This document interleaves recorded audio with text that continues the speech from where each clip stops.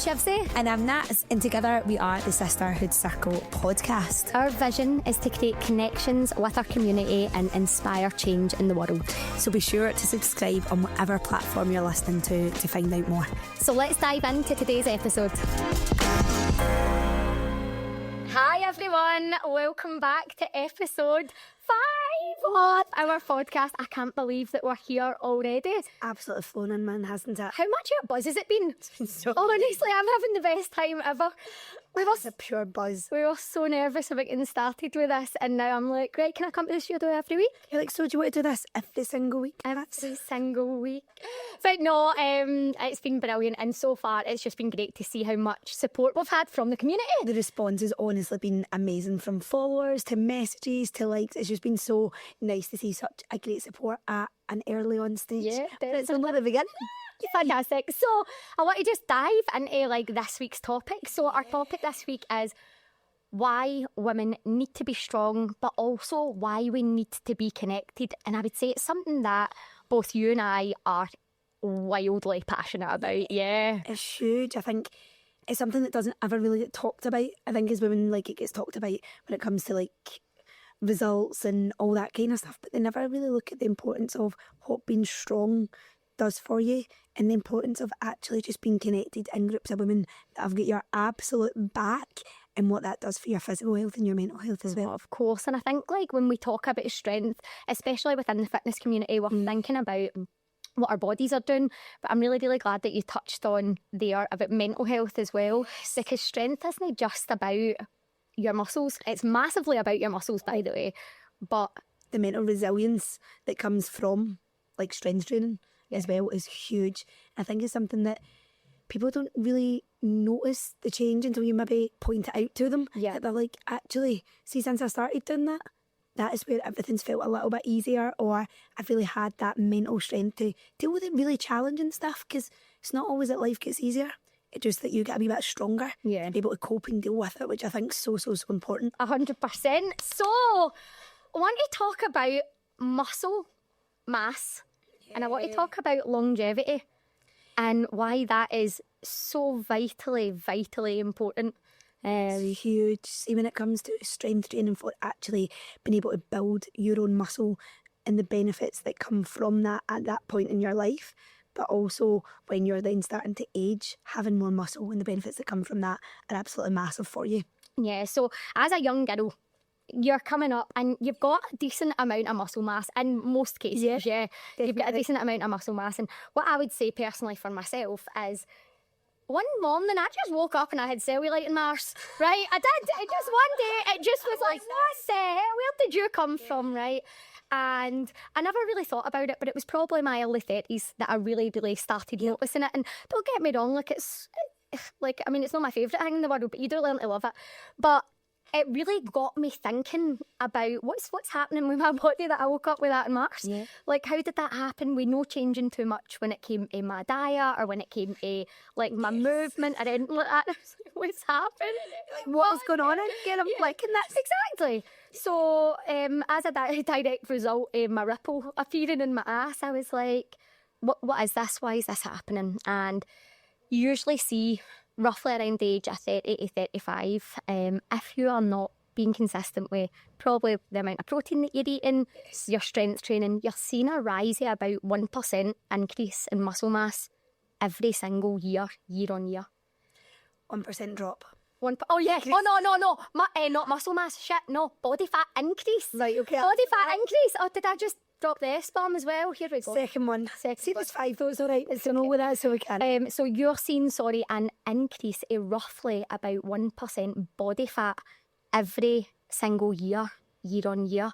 So from the ages of, say, 30 to 40, if you're a woman, you're seeing a big change in your body shape and you're maybe not preserving your muscle mass by consuming enough protein and doing strength training on a regular basis, there's probably going to be some significant work that we need to do, yeah. And if you go, if that's what's happening in your 30s to your early 40s and you're not dealing with that, no wonder there's so many challenges that start to arise in your mid-40s when you've got some hormonal changes that are already starting to happen at that point, and the aches the pains, the lack of mobility, the lack of strength that then comes because we've just not got that awareness in our 30s of what's actually going on in our body. Yeah, definitely. So with that being said, we're talking about body fat starting to increase naturally as we get older. It's just part of being a woman. We are naturally more fatty than what men are. I was actually chatting about this in the hairdressers this morning. Yeah. And we're naturally more fatty than men are.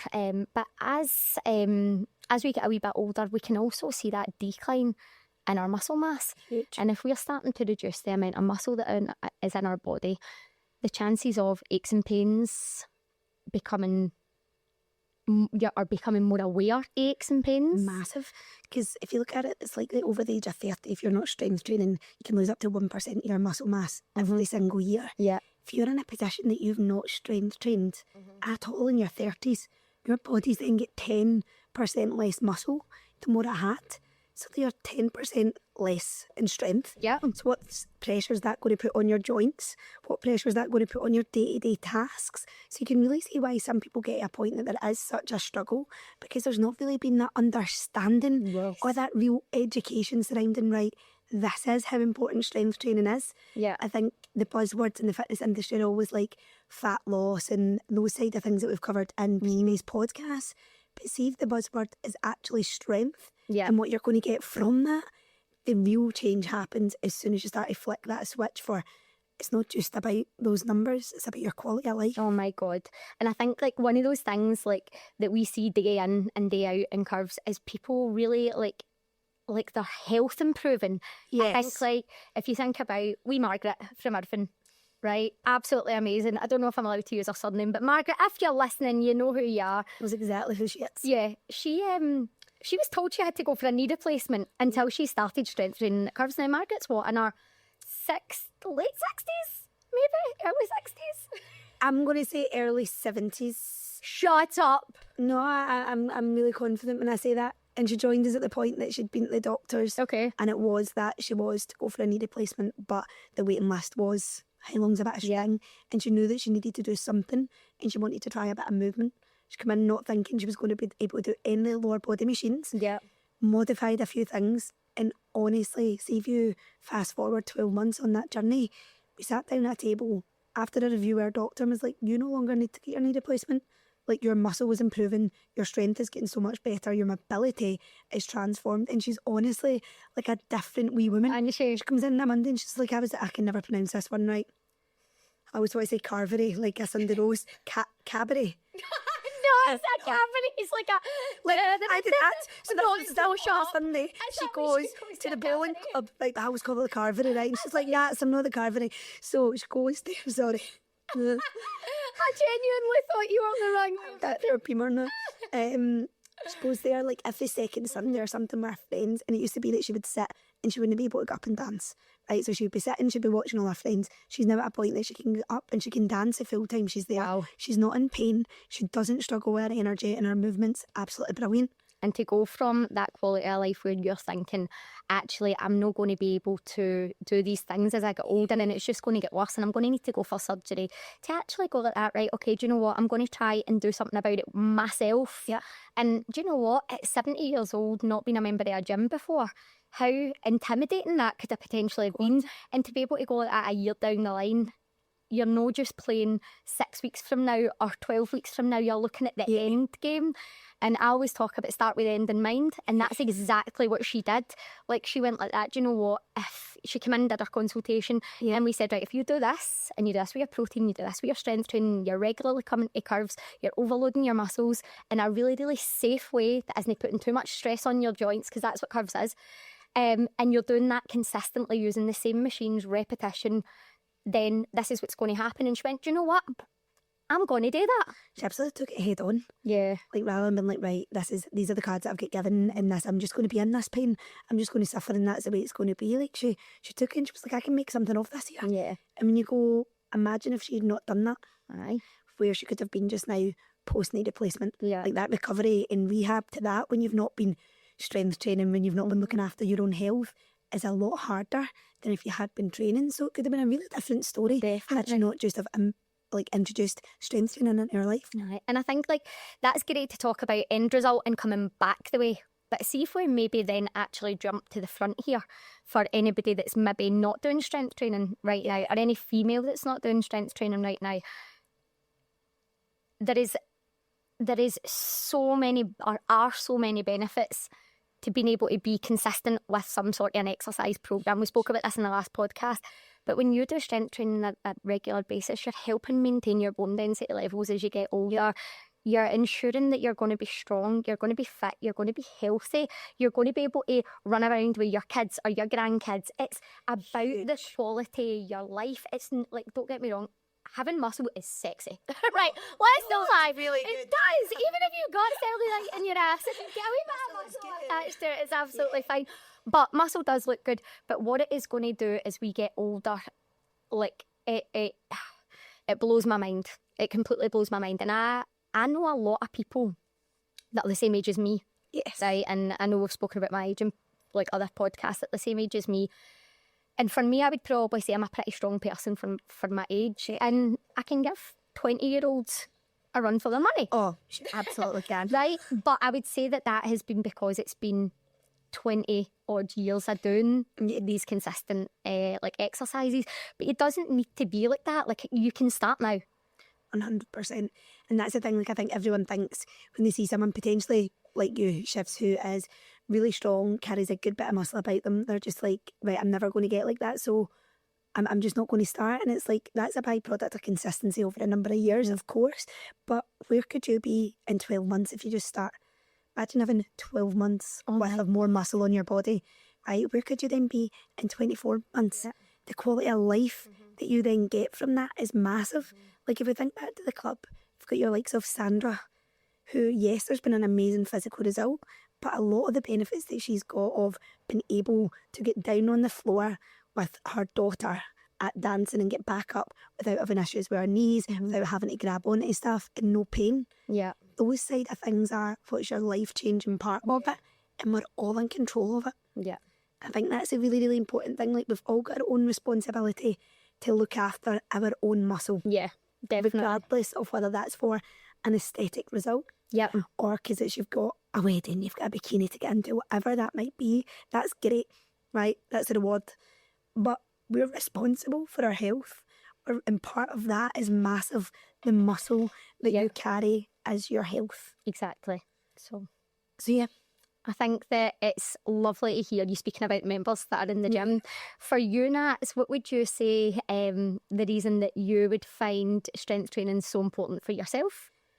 I think for me, of course, the physical side of things has always been great, like the strength that comes from that. But the mental strength that I think you build as a result of strength training is huge. We spoke on previous podcasts like about your chimp and that inner voice within it. Strength training is a massive part of strengthening what's in here. Yes. And again, you're in control of that. Everyone's is, of course, totally different, and it's a different journey for everyone.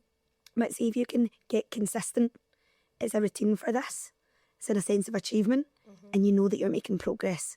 And I think for a lot of people, when we struggle with our mental health, or we find that a wee bit more challenging, it normally comes from, I'm failing, I'm lacking progress, I'm just not getting anything done, those sorts of things. And you go, see, when you take control of that and you tick those boxes, the benefits that come off the back of that mentally are huge. The added extra is some really lovely muscles in your body at the same time, which is great.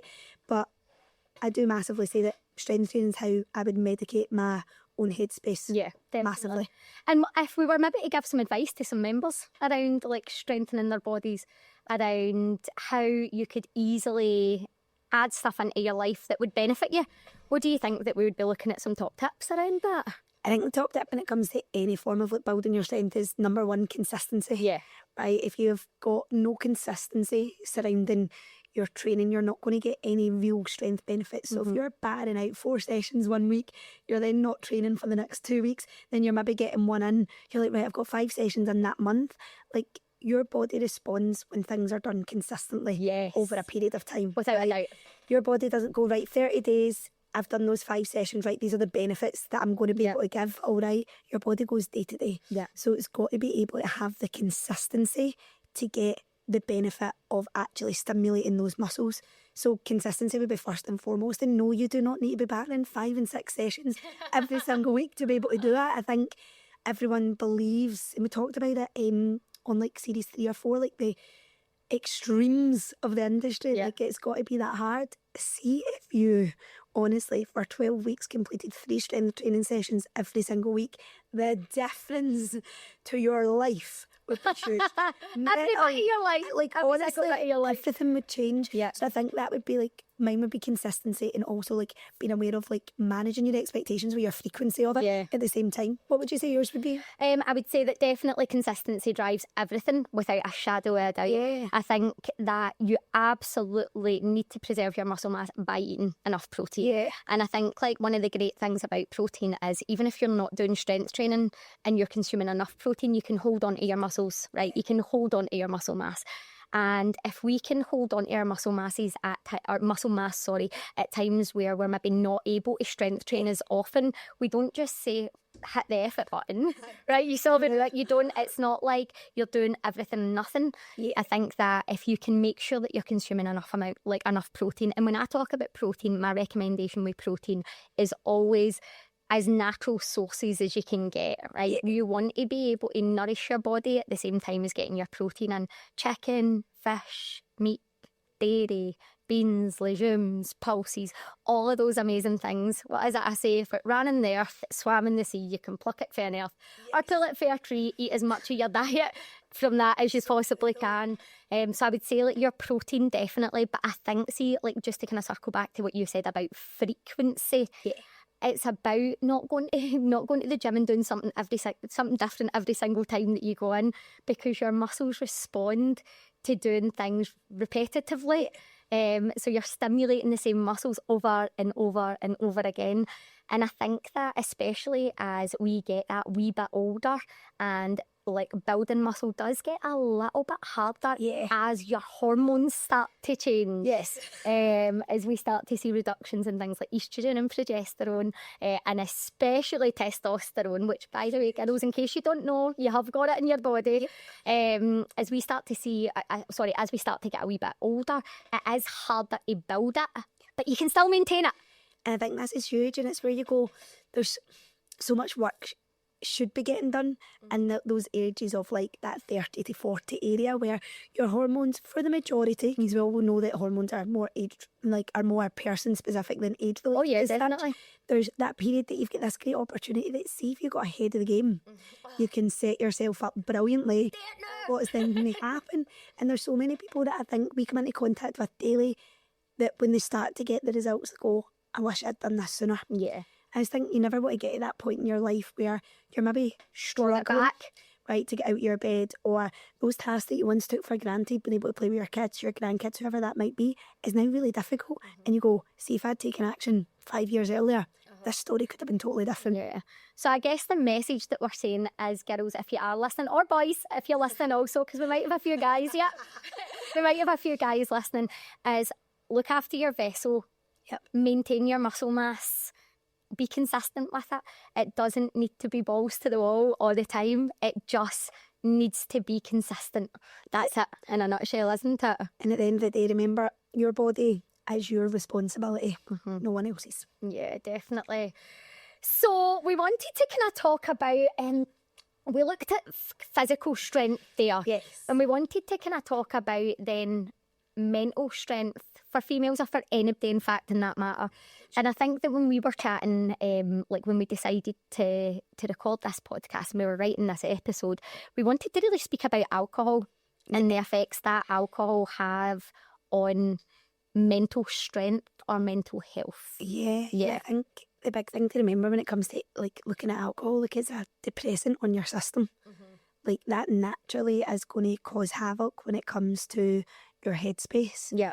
And I think when you start to look at it as more than just going on a night out and having a good time, more than, it was only a couple of drinks with my pals, by no manner means am I saying like every single person should stop drinking, right? No. You've got to live your life. But I think it's important that you understand the impacts that it has on you in a negative capacity. Oh yeah, definitely. Because we look at the front side of it, socialising with your pals, having a good time, all that kind of stuff. But when we look at it being then like a depressant in the system, as soon as you've put that into your body, you're then paying the effects for that, depending on the individual, for a period of days. Yeah, definitely. And I think like the big thing with alcohol, see from a personal experience, I don't tolerate it well, right? Like I'm not even going to lie to you, I'm a shit show. And I'm fine one minute and then I'm falling asleep at a table at the next minute, and it's no the person that I want to be. Yeah. And I think it's so easy to get caught up in the moment of alcohol. Yeah. Like it is, it's fun. I would say that in my younger years, like something that I used to, like the Shivsy smile would come out, and I'd just be like drunk and I'd just be smiling at everyone, and that was fine, but that was the cue to get her home. Yeah. And I remember I used to be like mortified because it didn't align with the person that I want to be. And I would say, see, as I've got older, my tolerance levels have got worse. Yeah. Like I don't tolerate it as well, even worse than what I did when I was younger. And I started to research that. Yeah. And as your hormones start to change, the way your body metabolises alcohol, especially as then like you start going into your perimenopause or menopausal years, how your body metabolises alcohol changes, your tolerance levels change. Yeah. And then as a direct effect to that, if you think about what that is then doing for your mental health. Now, something that I looked into today, because it really interested me, I read this study years ago around suicide rates after alcohol consumption. And I couldn't remember the stats of it, so I'd written them down for today's episode. And 70% of men and 40% of women who have attempted suicide have had blood alcohol levels higher than the legal limit. Now, if we think about alcohol as the good time guy at the front here, but 70% of men and 40% of women that have attempted suicide have had alcohol in their system. There's huge weight in that. There's huge weight in that. But if you think as soon as you made a really valid point of saying like it doesn't align with the person that you want to be. Mm-hmm. So you go on a night out, you start having a few drinks, straight away you're not the same person that you are when you're sober. Yeah. Right? So your decision making then starts to become very, very different. So even when you're going out and you're like, look, I'm just going to have a couple, as soon as you've had that couple, you're then getting tested a lot more on whether you're going to stick to what you said. Say like any form of alcohol will dull like the frontal lobe of your brain, which is responsible for your decision making. So straight away you're like, oh, I'll just stay out. I'll just have another one. Right, so that other drink turns into another, before you've got yourself in a position that you are completely nowhere near the person that you want to be. In your case, you call it Shivsy or sleeping at a table, whatever you want to put, right? But you then have that. So what then happens, you then get home. Mm-hmm. You wake up the next morning and you then have this battle of trying to remember the last thing you remember. And then you're trying to join the dots together. And that's where that whole fear and anxiety for a lot of people then starts to come into play. Now, even anyone with the greatest headspace is going to find that a battle. And I think this is why you can see such big numbers of alcohol still being left in the system when suicide has happened, because for anyone that could go from saving out on a Saturday, a Sunday to a Wednesday of going, what happened? I've got the fear, I can't open a message, I can't look that person in the eye, I can't even go into my camera roll here to see what's happening. And at that point, depending on how much has been consumed, your decision making is still going to be dulled at that point while you're battling all of that. So you can see how it can have such a negative impact on the flip side of what you thought was going to be a really good night out. If you're not in control of that, and if you're not in control and in touch with your headspace, that inner voice, whatever you might want to call it, you can see why there's extreme decisions made. Oh, 100%. 100%. And I think that, don't get us wrong. Like, I'm not saying that I won't have a drink. I don't drink every weekend. I'm not saying there's anything wrong with that either. But I think that it's wildly important to think, see if you are struggling day to day with your mental health, and what's happening is exactly what you said, going out on a Saturday, rough on a Sunday, no feeling great on a Monday, Tuesday you're kind of starting to feel a bit better, Wednesday you're feeling a wee bit more like yourself, Thursday's a good day, Friday's a good day, and then you repeat the cycle again. That's 5 days that you're feeling a bit ropey, and it's consistent, and you can see why these rates of poor mental health are increasing. And I would say that, a big challenge is that there's actually nothing for people to do in Scotland unless it's going to the pub or going and throwing yourself up a Monroe and then going for a pint at the bottom. Yeah, like, and even or very little, sorry. Yeah, even most of the exercise things that you do, like when we do a High Rocks, there's always a group chat of where we're going after it, what's the night out after it. And I think like it is great, and by no manner means are we saying don't socialise, but I think you've got to be in tune with yourself to ask yourself the question, right, I'm going out. Am I going to drink? Am I not going to drink? Yeah. Right, okay, I'm going to have some drinks. To what extent am I willing for that to go? Yeah. Because this is what I've got on that next week. Right, I'm willing that I'll take the hit for no feeling that great, and I'm happy with that. Or you go, do you know what? I can't afford to lose my Monday, my Tuesday, or my Wednesday. I'm actually not going to drink. And this is something I think about quite a lot. Like, I battle that inner voice within my head. That chimp is out its cage as much as it can be when you've had a drink, right? It is wild. So for me, if I'm going to go out and I'm going to go, right, am I going to drink or am I going to drive? Yeah. And I'll go, right, do you know what? I've not had a drink in quite a while. I've not been out with these people in quite a while. I'm going to have a few drinks. Yeah. And then you go, right, how's my Monday shaping up? Yeah. How's my Tuesday shaping up? And all of a sudden you're like, shit, actually, I'm not doing I that. am setting myself up for a disaster. Yeah. And a lot of people might think that is like boring. Oh, you've got to live your life. You've got to have a good time, right? Let's Not be gonna honest. get the rest of it. Just one more drink. But I think it's really important that you're confident in identifying that. Yeah. And being able to be like, do you know what? That's not going to serve me, or it's not going to value you. Yeah. And see that person that might be pulling your leg going, oh, just have one. Yeah. Don't be boring. Guaranteed you. See, come Monday night, They're gonna be wishing. position than what they are. Right? And I think Definitely. it's just been self-assured of knowing what your body needs when you're potentially in circles that are trying to pull you in lots of different directions. I think it's like really valuable what you're saying there about like being pulled in different directions by the circles that you're in as well. And I think that your friends will never force you to do something. So see if you're the pal that says to your pal, just have a drink, can't you just let them do their thing? Like they will still have a great time and they'll still be great and they'll still be good to be around. It's you. Like it's huge. It's honestly, it's fine to let people do their thing, and I think that there's probably a challenge a wee bit when it comes to society and accepting it. And it's the only drug on the planet that you're openly getting forced to push because it's so well accepted. And I just think there's something in that. So if you're the person that's no drinking, or you say, I don't want to go out and drink, and you feel like you're being forced by your friends, then stay strong. But see if you're the pal that's strong-arming your pal to get pushed and she or he doesn't want it, it's going to wrap it. Just wrap it, right? Don't be that guy. I think it hits the nail on the head in what we're chatting about of, does alcohol actually help you connect or disconnect? Oh my God, aye.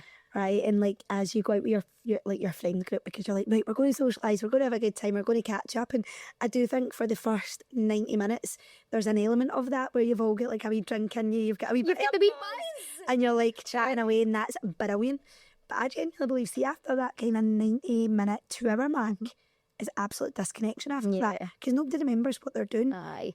And I think as well, it's the kind of sloppiness that comes where everybody's hanging over each other and you're shouting, and just like you are disconnecting, not even from each other, like because you are disconnecting from each other, but you're disconnecting potentially from yourself. And I think like with anything that we take away who we actually are, there's some negatives that can be attached to that. There really are. A lot of people use it to mask like being the person that they think they actually are, because it gives them that confidence front. I think we've spoken a few times to a few people that have felt that way, like I can't go out and have a night out because I wouldn't be as fun without having a drink. And like I know that I've been in social situations that I knew if I had a drink I'd probably have had more to say. And I've felt like, do you know what, actually, like, this would have maybe been a wee bit easier if I had a few drinks. Okay. And I know that for a fact, but that doesn't make me go like that. Do you know what, I'm patching the car and I'm going to go because these conversations are coming easier. This is true. It makes me circle back to the thing that you said about just the thought of what could potentially happen. See, when you work in a member-facing role, you can't be all effed up, man. You absolutely can't. And see, like, your emotions, like, they're not right. First and foremost though, What? there is nothing more fearful than a member on a Monday morning going, I seen you in the train on Saturday, and you go, did I get a train home on Saturday? What? Right, so I think like we joke about that, but there is so that true. element It's of so it. And true. I think there's an element when you're in such a customer facing role that like you are a role model to so many people Yeah. that you do want to be able to lead by example. And I think that's something that like we both value within ourselves is that like if you're going to talk the talk, you've got to be willing to walk the walk at the end of the day. And sometimes that is known when not getting absolutely Hammered. Guess what? I don't know what was coming to me there. I was still thinking to say He was coming, I could tell. and not doing that serves you.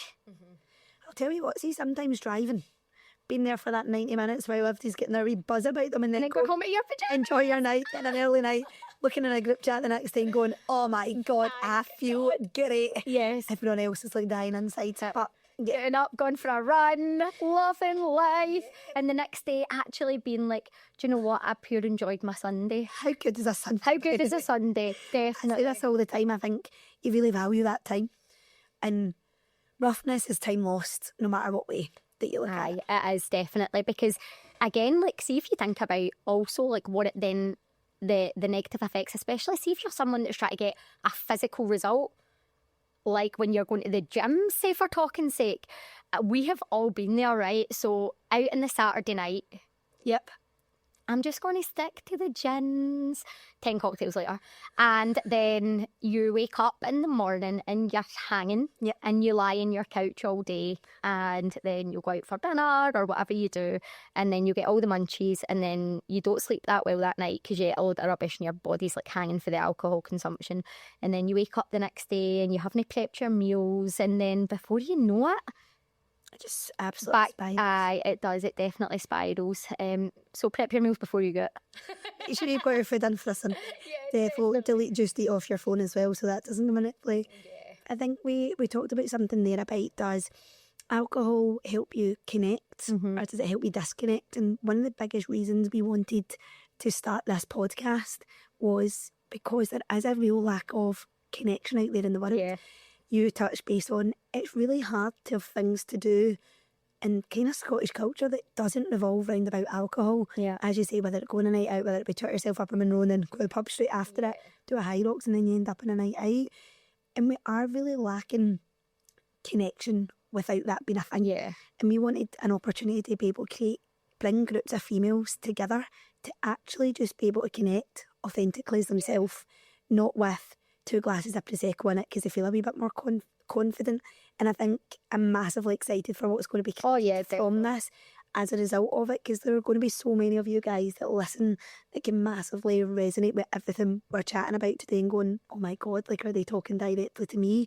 So I think the big thing is any form of that connection that we can create off the back of it, get yourself involved because we'll all be on the water. Yeah. But it brings us on connection and female as a whole. What do you think the importance of female connection is, Shivs? Oh, wow. That's a big question, I would say, Nats. Definitely wasn't written down. No, it's fine. No. Connection for women, it's everything. Right? I would say that one of the saddest things that I've heard being a coach is the words, I don't know who I am anymore. And I hear that so much from mums. Yeah. And it's usually mums of teenagers that I hear that from. And their kids no longer need them. FYI, they will always need you, right? Always. But I don't know who I am anymore. And what I see happening with this kind of like mum of teenagers is they, for the past 12 to 15 years, they have completely immersed themselves in looking after their children, which is amazing. There's nothing bad about that. But to the point that they're working, they're taking their kids to all the clubs, they're looking after their clubs, they're running their house, and then there is zero left for them at the end of it. And it's been this vicious cycle for so long. And then the kids come up and they start going out with their friends and doing all that kind of stuff, and they're left in their on their own in their house and like, what do I like? Who am I? Like, I've just spent 13 to 15 years looking after somebody else and I actually feel a bit lost here. And I think that that's when I think about why it's really, really important for us to probably try and create something with the Sisterhood Circle that isn't just about like women coming along, it's about women can bring your kids along. So like we need to be better at like being inclusive of each other and creating space and maybe creating like spaces.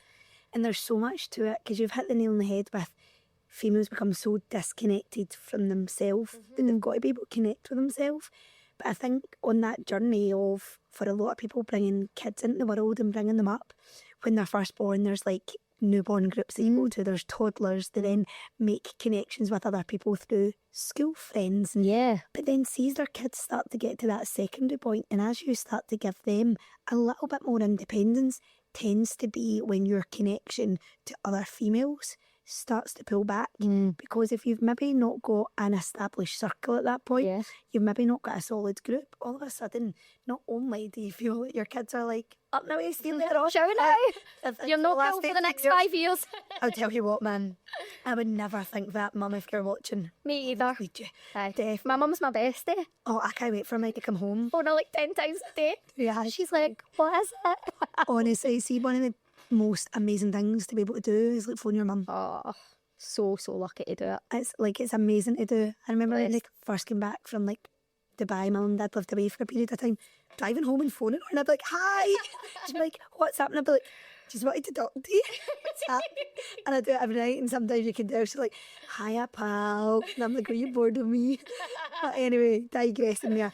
So yeah, as they start to then become so connected in the world, you kind of are quite disconnected from other groups if you've not established something for yourself. I think that's where it's so powerful that there is that space for women to absolutely connect and thrive. I think it's something that we see in the gym day in, day out, and seeing you see connections flourish, friendships be made, people doing things they would never have done because they've got somebody to do it with.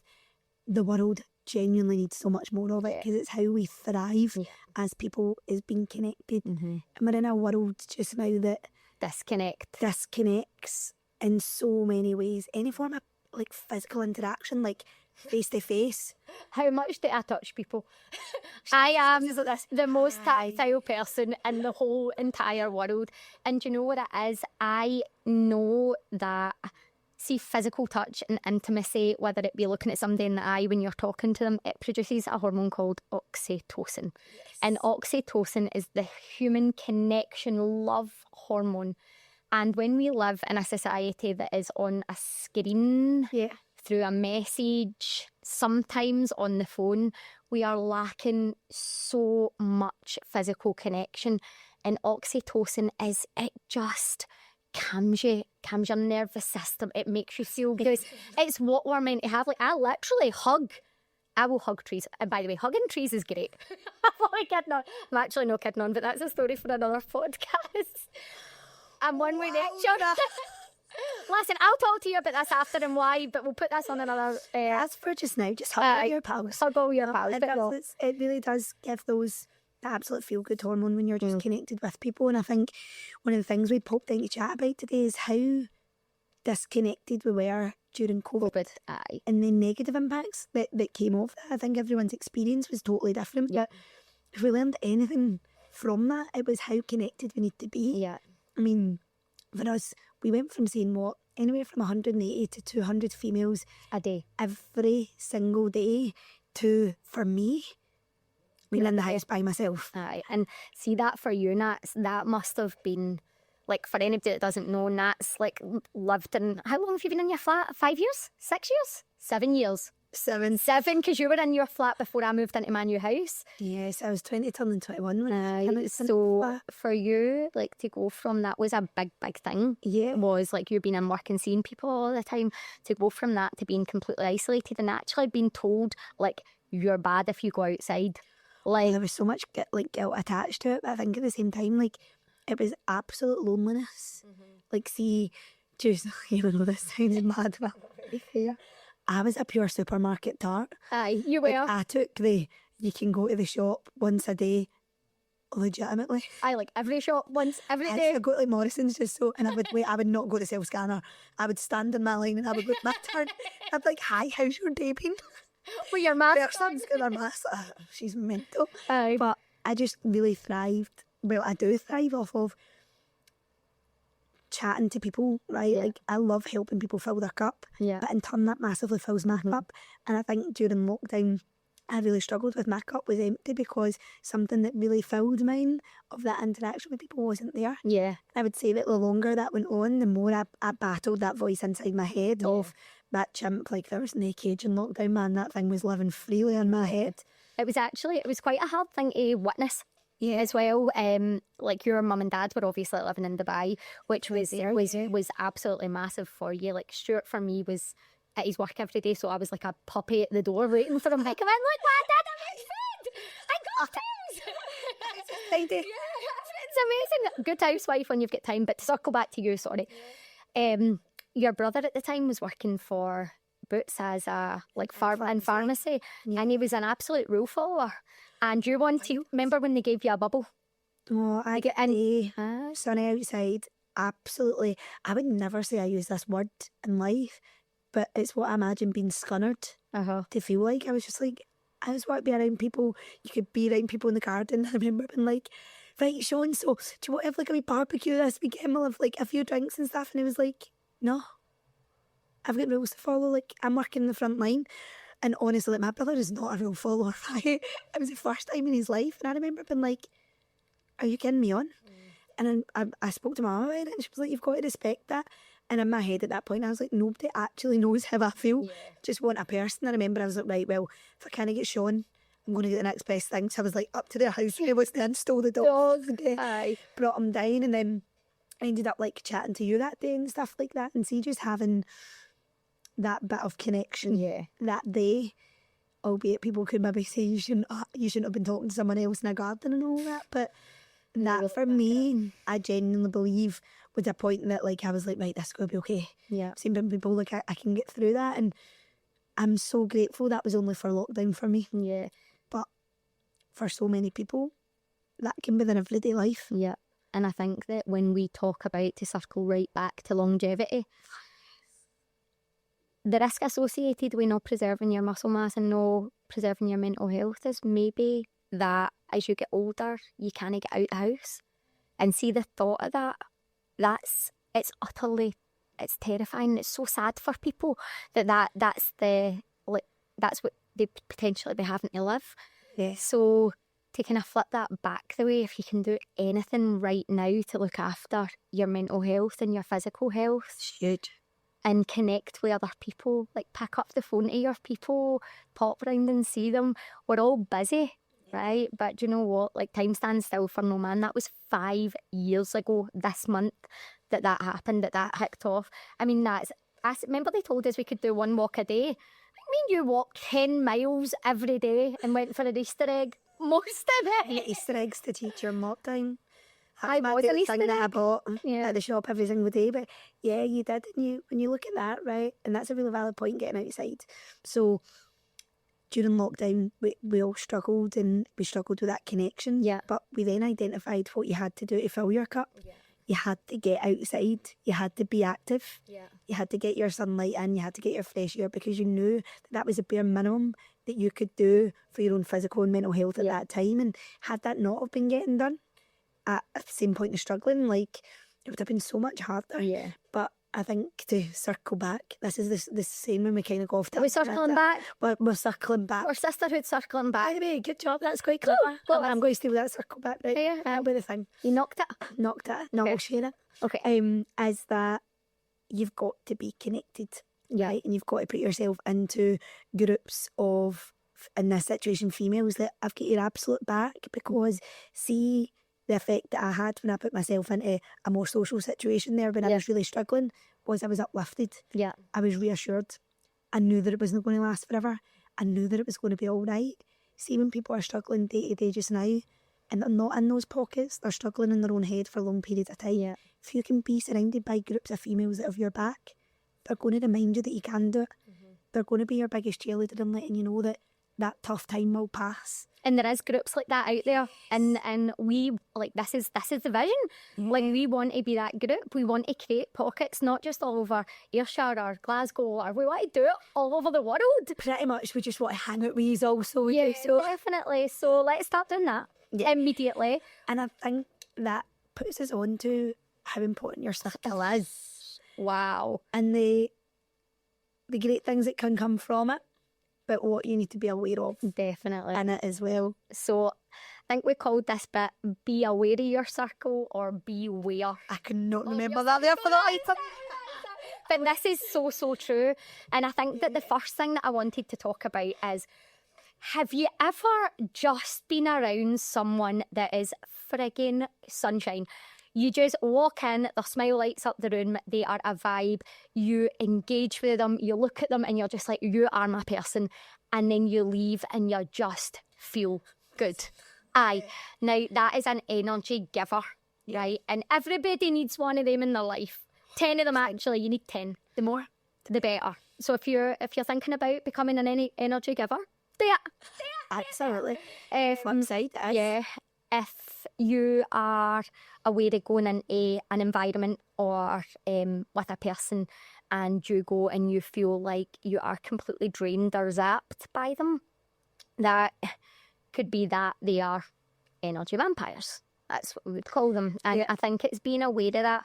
Now, this being said, right, and I think it's really, really important to touch on this. Not everybody's going to be sky high all the time. And sometimes people need you to be the giver of energy. So I'm not saying that energy vampires are negative, right? Because everybody has those days where they're here and they need to, they need to be brought up.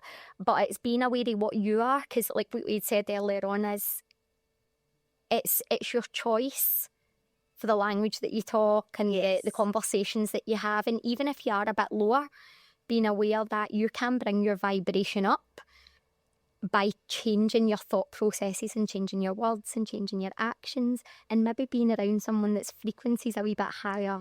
I think that's than your own. Because see, when you are around someone that's energy is at a totally different frequency from yours, they're sunshine in a person, you look at them and you're like, oh, they're just like that person. See, when you're having a slightly challenging time and you're struggling to get yours up, they're the kind of people you do want to be around because you meet their energy. You'll come up to that. And I think that you've hit the nail on the head. It doesn't just be because you're maybe an energy vampire. We all have those days where we are. There's just, I'll message you and I'll be like, by the way, sorry if I was a wee bit meh, right? Like, and it's just because you're so aware of that. But see if you can get a balance where you're in a circle that are going to be the majority of those energy givers, but you know on that day that you're maybe going to be a wee bit more of the vampire, that they're going to bring you up and that you're going to be able to bring them up when they're having those days is massive. You've got to have each other's back. And I think we talk all the time about your circle being so powerful and being aware of who you're surrounding it by. But making sure that those people are actually your people, and when you walk away from them, they're still going to have your back. They're not going to be the first group that are going to be like, oh, see her today, what was wrong with that? And start that other conversation with you, because I think that leads into the other side of circles where it can be so negative all the time, because as soon as you walk away from the table, you're the topic of conversation instead. And I think like one of the things for me is my body, like I do not enjoy talking about people. Like it's not my it's not my thing. It doesn't sit well. I would rather be at a table full of people talking about ideals and visions and all of that kind of stuff. And I think that, like from an internal point of view, if there's a conversation that's being had that you're maybe not comfortable with, you're retrieving back for that. But how easy is that to do that if you're not self-assured? And if you're not like sure of the person that you are and the vision that you have for yourself, you can get very easily dragged or manipulated into it. And then it becomes a very negative circle that you're in. I think we speak about this sometimes, like in your younger years when you're not quite as sure of yourself and you're thinking at this point that your circle needs to be huge. The bigger the circle, the better that it's going to be. I always think the majority of the time, not all the time, the bigger the circle, the more talking is likely going to be going on at that table at points. And I think there's something to be said for keeping your circle that little bit smaller, but just having them your absolute solid people that the only talking you're ever going to do is about how bloody amazing someone's doing. Right? And then you talk about it and you're like, do you want to just actually send that person a message because they are rocking life? Your circle doesn't need to be huge. Right? You would rather have 3 people that have got your absolute back at 3 o'clock in the morning when you really need them, as we talk about, when shit hits the fan and you're bawling your eyes out, than 33 people that are your friend to your face, but behind your back would be really, really different. And I think it's just being aware of that, and just being aware, like, if you're in situations where people are always talking about each other, we're going to be the topic of conversation somewhere, and do you know what? That's fine. If that's what you want, that's absolutely fine. But see, if it's not what you want, just be assured of yourself to say, do you know what? I'm just moving away from that. Absolutely. That's absolutely fine. I would love it if we could maybe talk a wee bit more about how we can keep our physical health and our mental health in check for everybody going forward. So I would say, if I was to look at my top tips for keeping my physical and my mental health in check, would be number 1, fill my own cup. Make sure that there is something every single week that is cup filling. For me, from a mental side of things, tends to be exercise the majority of the time, I must say. Tip number 2 would be exercise consistently and make sure you get the frequency of that down. If you want to feel better physically and mentally, doing it 5 times one week, 1 time the next week isn't going to be able to cut it. And top tip number 3 would be nutritionally. Don't underestimate the impact the nutrition that you're putting in your body is having on your energy physically and what you're able to put out, but it's having in your energy mentally, and it's causing that to drain right down. I think that those, they're absolutely amazing. That's it. Yes. What would yours be? Outdoors. Outdoors is absolutely huge, specifically as close to nature as you can get. I think like that's wildly important. I think that fresh air, sunlight, oxygen, silence, all of those things, see, for your mental health. I think when I was up at the course up in Hill, Scotland in Skye, up with Lilia, she had said that, like, if you go outdoors and specifically into like the forest, there's a 70% increase in your fighter cells in your body. Right? So these are, like, the thought of that is just absolutely wild. 70% increase by getting outdoors. So I think that that's like all of your healing is happening, like, when you're outdoors. And if you think about it, like, if you think about like the frequency, like, the forest emits, it's healing frequencies. So see, if you're not feeling great mentally, being able to get outside in nature, it's healing you, which is just absolutely amazing. So getting outside. Another really great tip for like boosting your mental health is doing things that you never thought you were going to be able to do. Like pushing yourself, and like, see, when it comes to going to the gym and doing strength training, maybe like progressing that wee bit extra, like that kind of thing, or running a wee bit faster, or just doing a wee task. I think that that can make a big difference. But I wanted to kind of circle back a little bit onto nutrition when it comes to like being strong mentally. A lot of the time that we think that we're putting food into our body that it isn't actually affecting our mental health, when actually on a huge level it is. 50% of dopamine is metabolised in your gut, and 90% of serotonin is metabolised in your gut. Literally what you are eating is feeding the microbes that create these hormones in your gut. So if you're eating a lot of shit and you're feeling a lot of shit, if you could change that a wee tiny bit, the difference that comes from it is huge. Let your gut do its thing. It's like trying to heal you. It's trying to create these hormones that make you feel amazing. So I think like that would be a big part of it. And be around your people. See your sunshine givers, the people that you're just like, oh my God, you just fill me with love. Try and get around them. I spoke to a life coach actually last year, and she had said to me, her name was Jenny, and she was like that. I had been feeling maybe like a little bit mentally drained at that point. And she was like, what fills you up? And I had said, my cousin Donna. She was like, when was the last time you saw her?